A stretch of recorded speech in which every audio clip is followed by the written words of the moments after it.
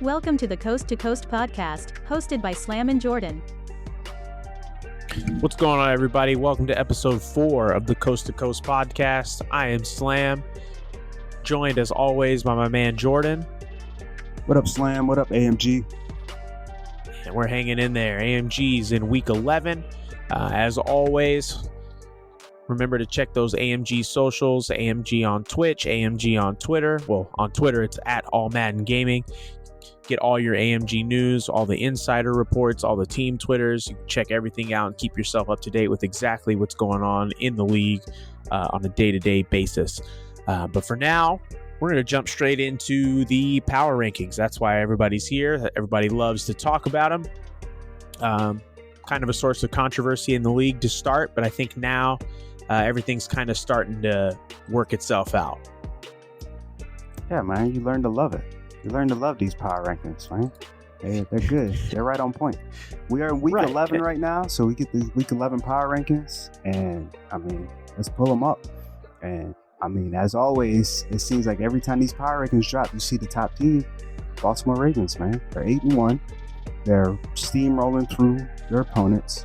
It's a little closer than what I thought it would be as far as some of their games. I thought Lamar Jackson would take over a little bit more, but, you know, they're winning, and that's, you know, the most important stat in football. So they're clearly the number one ranked team. I agree. You know, wins are the most important. It doesn't matter how you do it. Because no one's going to remember your 500-yard passing day in week 2 if you lose in the AFC title game. So I think that's the biggest thing to remember, is that winning is the most important thing. It looks, I'm looking here and I'm looking at some big movers. This is the 4th power rankings that we've put out. Yep. And, you know, number 2 and number 3. And so we just watched the Atlanta Falcons lose to the Carolina Panthers on prime time, on the big stage. We saw the Falcons have a stinker, 5 turnovers, and still Carolina, you know, came up with the W with that last second field goal. And really, these power rankings was done before this matchup. But even so, this matchup, I still think Carolina they have all the momentum. If I was to redo this, I would definitely put Carolina at number 2, have Atlanta at number 3. But either way, I mean, it's like I said, it's all going to work itself out. But, you know, Atlanta did beat Carolina in Atlanta and put up, it was 48-24, I believe the score was. So Carolina did come back and say, hey, they defended their home turf and came and slapped Atlanta right in the mouth. So that was a good matchup, especially on prime time. That was awesome to see. It was a good game between two heavyweights. You knew it was it wasn't going to be easy, obviously, for the Atlanta Falcons. In watching the Atlanta Falcons, correct me if I'm wrong, but I feel like they've kind of, their games are a little slow and a little methodical, with the exception of that shootout in Seattle. I feel like Atlanta kind of has to get into a groove, and then once they get into their groove, they're good to go. And Carolina did a good job of interrupting that flow. Yeah. Get the rookie off his spot. That's what everybody wants to do. When you get the rookie off his spot, he's gonna give you a few. But what's crazy is Kyle Pitts put 2 on the ground. That's shocking. I don't know. I can't believe that. That was just absolutely shocking, seeing Kyle Pitts, you know, the best weapon that the Atlanta has, put the ball on the ground twice. And so those are 2 really big turnovers. And then, you know, the game management from Carolina is really good. Time of possession is clearly in Carolina's favor. They control the clock. Atlanta had a chance to go up in the 4th quarter, which they did. I believe they went up 28-23. And then Carolina had 3 minutes and 50 seconds. And so they ticked that clock all the way down, got to the 1-yard line and kicked the field goal to win the game. So, I mean, hats off to Carolina, man. That was some great coaching right there to pull that game out. I couldn't have said it better myself. Well, the top 3 is, you know, it is what it is. But let's look at some big movers The Arizona Cardinals have jumped 18 spots since the first release of the power rankings. Did you know did you know the Arizona Cardinals are on a 6-game winning streak right now? I didn't. I knew they were on a 4. I knew they started 0-4, and then they were 4-4. And so now that you tell me that they're 6-4 and on a 6-game win streak, my makes my antenna perk up, and I'm starting to pay attention, and I'm starting to take notice. Did they make it into the top 10? What do you think? Not yet. They're still they outside the top 10. Outside looking there. Oh no! Oh, I'm sorry. In week 11, in the week 11 power rankings, they're at 11. I mean, definitely with a win this week, they have to. I feel like they have to jump themselves into the top 10. Yeah. You know, with the amount of movement in the top 10, I think a lot of a couple of the teams in the top 10 are always going to be in the top 10. I feel like. What do you think about the team at number 6? You think they're gonna stay there?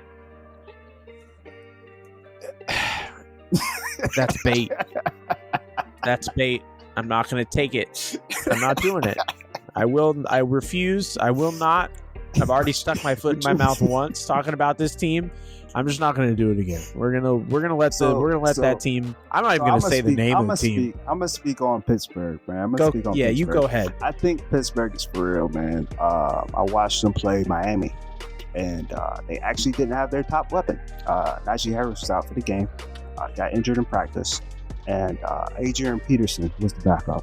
And when I tell you this team came out with a game plan and they played balance, they played defense, they got Miami off their spot. I think Tua had 3 turnovers in the first quarter. But, you know, the thing is about those games against top teams, you got to finish. Just like we saw with Atlanta, they couldn't finish. You got to be able to finish, especially in the playoffs. So I think Pittsburgh's for real. They're going to be in there. They're going to challenge some teams. They're playing great. The rookie Pickett, man, have you seen his numbers? They're really good. So he's playing well. He's managing the team well. And Najee Harris is putting the team on his back when he's out there. So I think that team's for real. Oh, well said. You're not going to get any debate from me. Some would say they have a relatively easy Week 11 game against the Cincinnati Bengals. Oh, so man, come on, we'll see. We'll see what happens. Yeah, it's gonna be a good one. Be maybe. I don't know. Nah, it's gonna be a good one. It's gonna be a good one. All right, all right. Let's look at some big some teams that have fallen. Well, I mean, the team that's fallen the most is the Seattle Seahawks. Some I guess you could say some. They did have a coaching change. Yeah, they had a coaching change, and so you have a coaching change in the middle of the season. I like that. You start out hot. I think they start out 4-1. They had a coaching change, and so since then they haven't been as good. So they just got to right the ship. And so this is why you fall pretty steep. But there's still enough time in the season to get it back on track. Still enough time in the season to win that division, and that's what you're trying to do.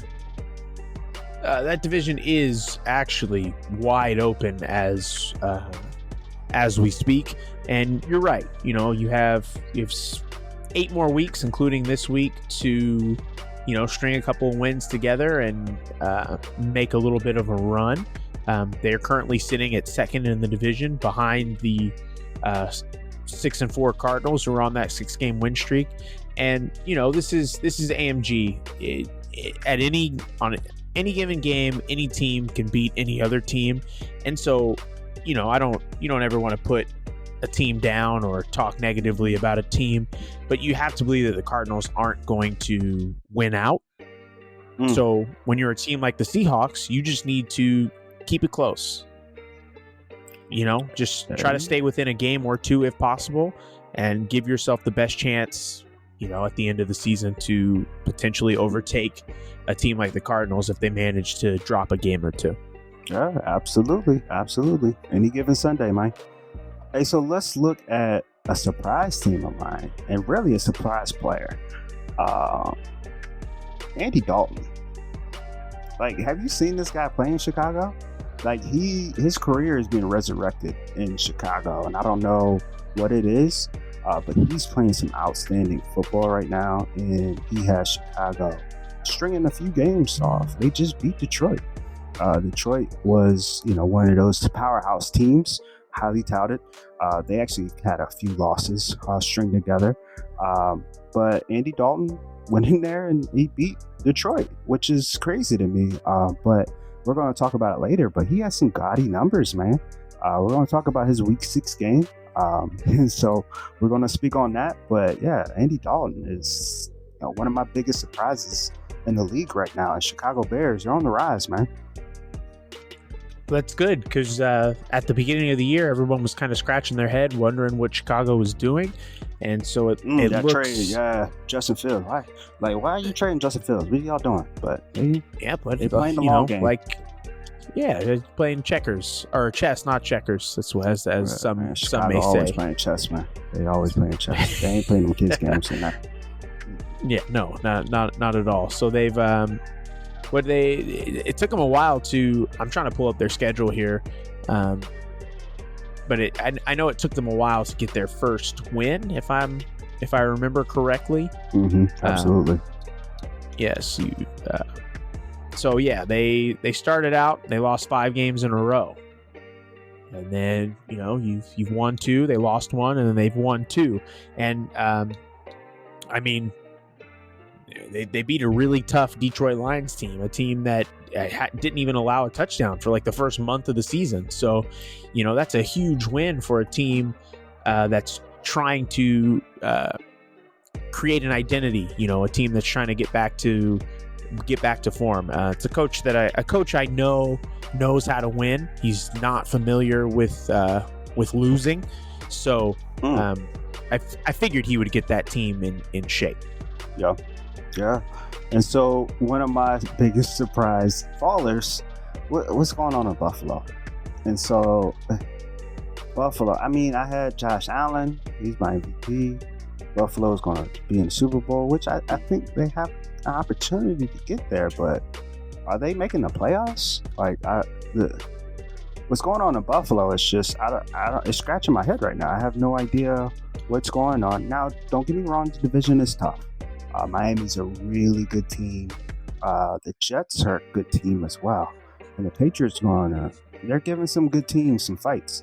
But I expected Buffalo to, have that edge. They got the biggest equalizer probably in AMG and Josh Allen. And so I figured he would lead them to a few wins by himself. But I haven't seen it.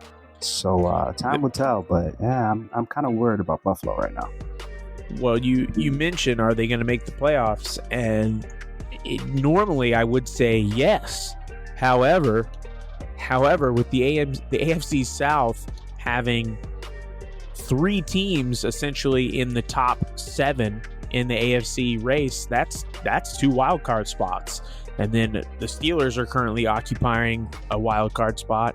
That leaves Buffalo on the outside looking in if the season were to end today. Fortunately, we have 2 more months of the season, so you don't the playoffs don't start today.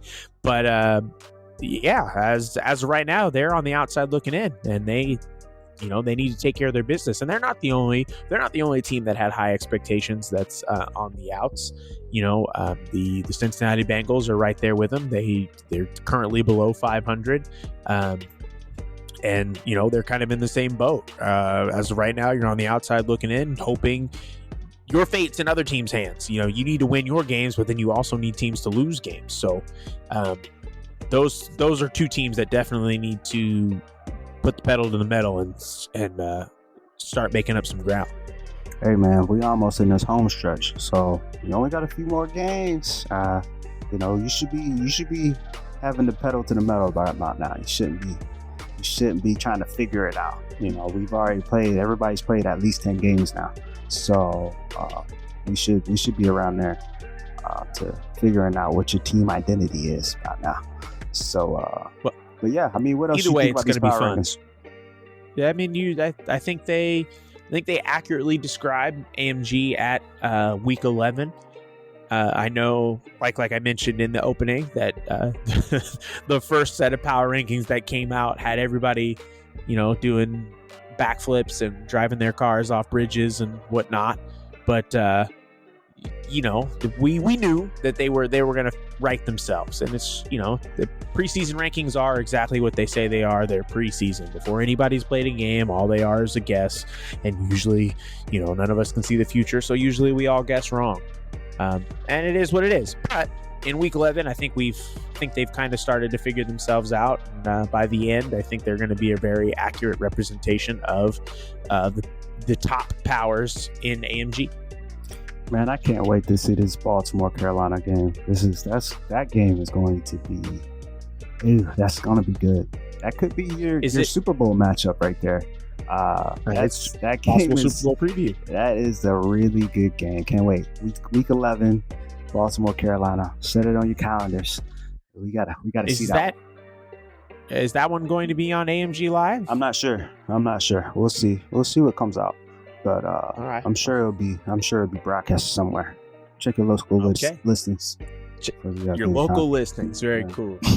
Well, with that said, that puts a big bow on the power rankings, and now it's time for everyone's new favorite segment, the AMG Top 5. Man, it's like AMG Prime Time, man. This is gonna be good. Yes, and just before we start, keep sending us in those plays. We love to see your plays. Good plays, bad plays, funny plays, weird plays. We want to see them all. Keep sending them in. I appreciate all of you that are sending them in. Gives us good content, and it allows us to get highlight all 32 teams on coast to coast. That's what we want to do. So without any further ado, let's move on to play number 5. Hey, let's get into it, y'all. So play number 5. We're going to week 6. This is Chicago versus Washington. We were just talking about him, Mr. Andy Dalton. He's in the shotgun. He's going to drop back, play action, looking to your left side. He sees Darnell Mooney. And Mooney takes it to the sideline, burns out the defenders. This is a 67-yard touchdown for Darnell Mooney and Andy Dalton. Look, Andy Dalton finished that game 21 of 24 for 335 yards and 5 touchdowns. This dude, Andy Dalton's going crazy. Play number 4 takes us to week 9. Tennessee at Kansas City. Malik Willis, the kid, who's done a good job managing this offense. Play action fake to Derrick Henry. Rolls to his right. Throws back to his left. Dangerous throw. Almost gave the coach a heart attack to Robert Woods, who stiff arms a defender and runs it in about 25 to 30 yards for the touchdown. Malik Willis, man, he's a real exciting player, and he has this Tennessee team doing big things.